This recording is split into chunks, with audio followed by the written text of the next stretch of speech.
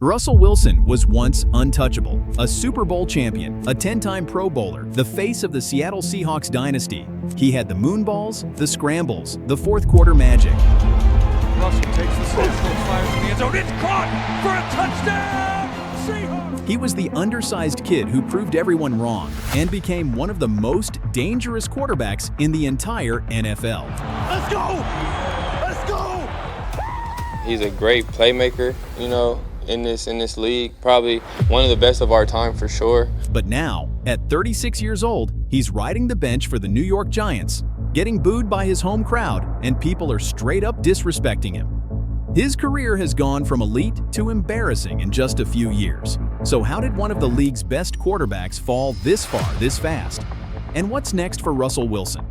Well, to find out, we need to go back to the beginning because Wilson's entire career was built on one thing, proving people wrong. Growing up in Richmond, Virginia, Russell Wilson was a multi-sport star. At collegiate high school, he led his team to 3 straight state championships in football and was named Player of the Year twice. But even with all those accomplishments, Wilson was only rated a 2-star recruit. Why? Because he was viewed as too small to be successful at the next level. Some college coaches even asked him to switch positions to defensive back. His only D1 offers came from NC State and Duke. So Wilson had a chip on his shoulder from day one. At NC State, Wilson dominated the ACC, throwing 325 straight pass attempts without an interception, an NCAA record. But after his junior year, the school basically told him they didn't want him back, that he should focus on baseball instead.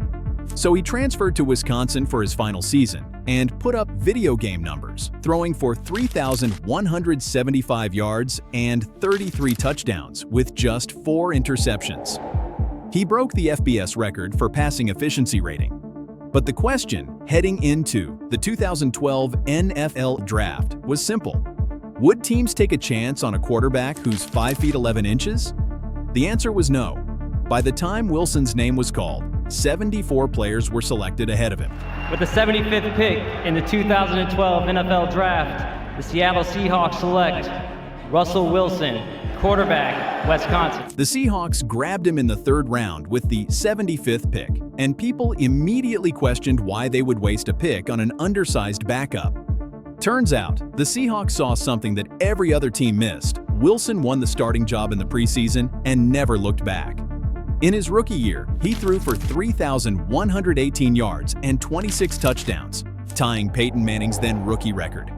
The Seahawks made the playoffs. Wilson made the Pro Bowl. He had proven the doubters wrong. Again. Coming into 2013, the hype was real. The Legion of Boom was becoming the most feared defense in football, and Wilson was getting better. Seattle finished 13-3, then steamrolled through the playoffs. In the Super Bowl, they were facing Peyton Manning and the Broncos, an offense that had just set records for most points scored. Everybody expected a shootout, but instead, what they got was a one-sided demolition. Seattle's defense dominated. Wilson was surgical, completing 18 of 25 passes for 206 yards and 2 touchdowns. The Seahawks won 43-8. At 25 years old, Russell Wilson was on top of the world, the shortest quarterback to ever win a Super Bowl. When the 2014 season rolled around, the Seahawks looked even better. They went 12-4, and Wilson was playing some of the best football of his career. In the NFC Championship game at home against Green Bay, Wilson threw 4 interceptions, and the Seahawks were down 19-7 with just over 2 minutes left. The game looked over, but Wilson led 2 quick touchdown drives. Seattle recovered an onside kick, and somehow they found themselves up 22-19. Green Bay tied it up and sent it to overtime. In overtime, Wilson calmly marched the Seahawks down the field and launched a perfect deep ball to Jermaine Kearse for the touchdown. Touchdown grab by Kearse! Seattle had pulled off one of the greatest comebacks in playoff history. They were going back to the Super Bowl, then came Super Bowl 49 against the Patriots. With 26 seconds left, the Seahawks had the ball at the New England 1-yard line. Everybody in the stadium knew what was coming. Hand it to Lynch, win the game, win back-to-back Super Bowls. Instead, they threw the ball. Pass is intercepted at the goal line by Malcolm Butler. Patriots 28, Seahawks 24. Wilson had been 1 yard away from beating both Peyton Manning and Tom Brady in back-to-back Super Bowls. 1 yard away from creating a dynasty. It was the most devastating loss in NFL history, and it would haunt Wilson for the rest of his career. After that loss, Wilson kept playing at an elite level. From 2015 to 2020, he consistently put up incredible numbers. In 2019, Seattle made Wilson the highest-paid player in league history with a 4-year, $140 million extension. In 2020, Wilson threw for 40 touchdowns and was in the MVP conversation. Endorsement deals were rolling in everywhere. Through his first 9 years, Wilson had more wins than any quarterback in NFL history over that same span. But despite all the individual success, the Seahawks couldn't make it back to the Super Bowl. The Legion of Boom was gone, Marshawn Lynch was gone, and that frustration was about to boil over. The 2021 season was when everything started falling apart. In Week 5, Wilson injured his finger and missed 3 games, the first time he'd missed starts in his entire career. When he came back, he wasn't the same. Seattle finished 7-10 and missed the playoffs. Wilson went public with his frustrations. He wanted better protection. He wanted more control over the offense. The Let Russ Cook movement had been building on social media for years. People genuinely believed that Pete Carroll was holding him back. Some reports even say that Wilson asked for Carroll and GM John Schneider to be fired, although he later denied those claims. The relationship between Wilson and the Seahawks was broken beyond repair. Seattle was in desperate need of rebuilding resources.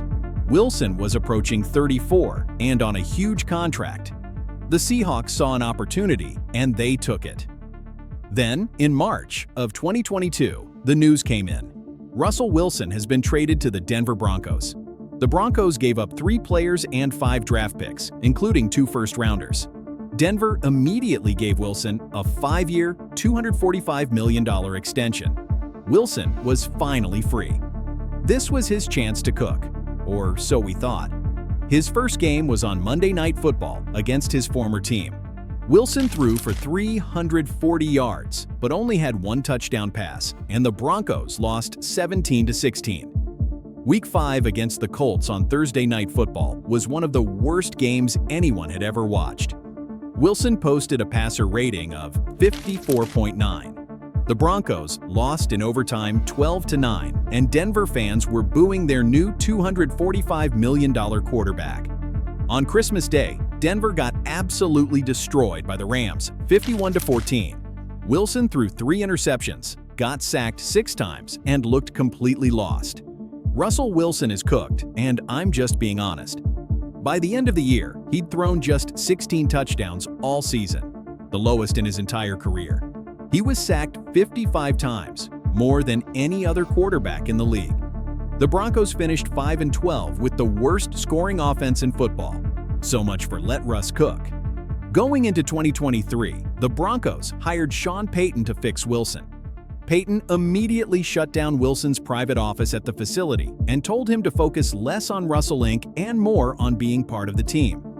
On the field, Wilson played better, throwing 26 touchdowns to just 8 interceptions. But the Broncos were still average. Then, in a blowout loss to the Lions, cameras caught Payton absolutely ripping into Wilson on the sidelines. Wilson just stood there silent while his head coach tore him to pieces in front of everybody. That's when Denver made a huge announcement. Wilson was being benched for the final 2 games of the year. Later, it came out that the Broncos had threatened to bench Wilson earlier in the year if he didn't waive his injury guarantees. Then, in March of 2024, the Broncos released him, absorbing an insane $85 million dead cap hit, the largest in NFL history. They were willing to take an $85 million cap hit and have Russell Wilson play for someone else for free rather than keep him on their roster. In March of 2024, Wilson signed with the Pittsburgh Steelers for the veteran minimum, $1.21 million. The same guy who was making $245 million in Denver was now taking humble pie just to get another shot. He missed the first 6 weeks with a calf injury. When he returned in Week 7, he actually looked all right. The Steelers won 4 straight games. Week 13 against the Bengals was his best performance, throwing for 414 yards and 3 touchdowns. At that point, the Steelers were 9-3. Then, everything fell apart. Pittsburgh lost their last 4 games. They limped into the playoffs as a wild card team and lost in the first round. Even though Wilson had helped Pittsburgh to a 10-7 record, the team decided to move on and signed Aaron Rodgers instead. Russell Wilson was running out of chances. In 2025, the New York Giants signed him to a 1-year deal worth up to $21 million. They drafted Jackson Dart in the first round and signed veteran Jameis Winston as insurance. But Wilson won the job. This was it. One more chance. In Week 1 against Washington, Wilson completed less than half of his passes for 168 yards and no touchdowns. The Giants lost 21-6. The calls for rookie Jackson Dart were already getting loud after just 1 game. Then something magical happened in Dallas. Wilson completed 30 of 41 passes for a career-high 450 yards and 3 touchdowns. He was dropping moonballs all over Jerry World. Wilson led a comeback from a 17-6 deficit, capping it off with a 48-yard touchdown bomb with just 25 seconds left to give the Giants a 37-34 lead. But then, Dallas marched down the field for a game-tying field goal. In overtime, Wilson threw a deep ball to absolutely nobody, and it was intercepted. Dallas kicked the game-winning field goal. Final score, 40-37. Even in Wilson's best performance in years, he still found a way to lose. The narrative around Wilson completely flipped for about 7 days. On September 22, 2025, MetLife Stadium, Sunday Night Football. The Giants were hosting the Kansas City Chiefs. This was supposed to be Russell Wilson's moment. Instead, we got a performance that was so bad, it might have ended Wilson's career as a starting quarterback. The numbers: 18 of 30, 2 for 160 yards, 0 touchdowns, 2 interceptions, and a quarterback rating of 39.6. The Chiefs dialed up the pressure all night long. Wilson, who built his career on escaping pressure, looked completely helpless. But the most damning moment came with 2 minutes and 31 seconds left in the fourth quarter. The Giants were trailing 22-9 at the goal line, 4th and goal. Your career is literally on the line. The crowd is booing. The entire football world is watching on Sunday Night Football. You drop back, scan the field, and then you throw the ball away on 4th and goal. This wasn't a desperate heave. This was Russell Wilson practically giving up, literally just throwing the ball away, surrendering without a fight. The Giants lost 22-9, and the home crowd absolutely booed him off the field. Fans were chanting, "We want Dart," in the third quarter. Just 1 day later, the Giants made it official. Jackson Dart will start Week 4. Russell Wilson, the 10-time Pro Bowler and Super Bowl champion, had been benched after just 3 games. Now Wilson has fallen to 3rd string behind Jameis Winston. The crazy thing is, all of Russ's former teams are now looking good. The Seahawks are one of the best teams in the league. Bo Nix is balling out in Denver. Aaron Rodgers has the Steelers winning. So what happened? How did Russell Wilson go from Super Bowl champion to 3rd string quarterback? At 36, Wilson just isn't the same player. The legs that once made him dangerous are mostly gone.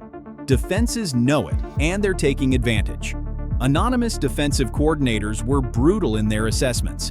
If you are a quarterback who has to create time instead of one who knows where everything is, hits his back foot, and throws it, then this is what happens to you. The same patterns repeat everywhere Wilson goes. He takes too many sacks because he holds the ball too long. He can't establish a consistent rhythm. When the pressure gets turned up, he crumbles. The mobility that made him special is just gone. Without those tools, Wilson is just an aging quarterback who can't process information fast enough to succeed in today's NFL. But is it all Wilson's fault? There's another former New York castaway currently having the time of his life in Indianapolis, Daniel Jones. The same Daniel Jones who was benched and released by the Giants is now undefeated as the Colts' starting quarterback and looking like a completely different player. Through 3 games, Jones is 3-0 with an 85 overall PFF grade. He's completed 63 of 85 passes for 855 yards, 3 passing touchdowns, and 5 rushing touchdowns with 0 interceptions. The Colts are averaging 30.7 points per game with Jones. How is this possible? The answer is coaching, scheme, and supporting cast. Shane Steichen has designed an offense that plays to Jones's strengths. The Colts' offensive line ranks second in pass blocking grade. They've got Jonathan Taylor healthy and receivers creating separation. Compare that to what Wilson is dealing with in New York. A patchwork offensive line, inconsistent receivers outside of Malik Neighbors, and a bottom-tier running game. Either the Giants have the worst luck with quarterbacks, or there's something broken about the organization. Brian Daboll was supposed to be a quarterback whisperer. He worked with Josh Allen during his transformation into an MVP-caliber quarterback. When the Giants hired Daboll, the selling point was simple. He could fix Daniel Jones the same way. Instead, Jones regressed. Tommy DeVito looked competent as a rookie, then fell apart when defenses got film on him, and Daboll couldn't adjust. Now Russell Wilson looks completely lost in the same offense. But let's be fair, the Giants have dealt with injuries. Daboll inherited a rough roster, and here's the thing about Wilson specifically. His struggles aren't unique to New York. He was equally problematic in Denver, and the Steelers moved on from him despite a playoff appearance. This isn't just a Brian Daboll problem, it's a Russell Wilson problem. Tony Gonzalez said it out loud. Do you think we've seen the last of Russell Wilson? If ever there was somebody who played himself out of a Hall of Fame, it's Russell Wilson. So what's next for Russell Wilson? He's gone from Super Bowl champion to third string in just a few years. Several paths remain. Mid-season trade. With his modest cap hit, he's a low-risk pickup for a team desperate for QB depth. The Bengals scenario has been mentioned with Joe Burrow sidelined. Backup role. He could mentor Dart while staying ready. For someone who's been a starter his whole career, that humility might be the smartest move. Transition out. Retirement is on the table, but so are TV and coaching. With his resume and personality, Wilson could easily make that jump. One more shot. That 450-yard performance against Dallas proved the tools are still there. The issue is sustaining it. This wasn't just a bad game in Kansas City. This was a complete breakdown of everything that once made Russell Wilson great. You can't tell the story of the NFL in the 2000s without Russell Wilson. He wasn't just good, he was consistently great for nearly a decade. He was the undersized kid who nobody believed in. The third-round pick who became a Super Bowl champion. The quarterback who could escape any pass rush and deliver the perfect moonball. He led the Seahawks to 2 Super Bowls and won one of them. He proved that height doesn't matter if you've got heart. But in the 2020s, it's been the polar opposite. Denver was a disaster. Pittsburgh was a brief respite. And now, New York might be the final chapter. Is this really the end for Russell Wilson? Life comes at you fast in the NFL.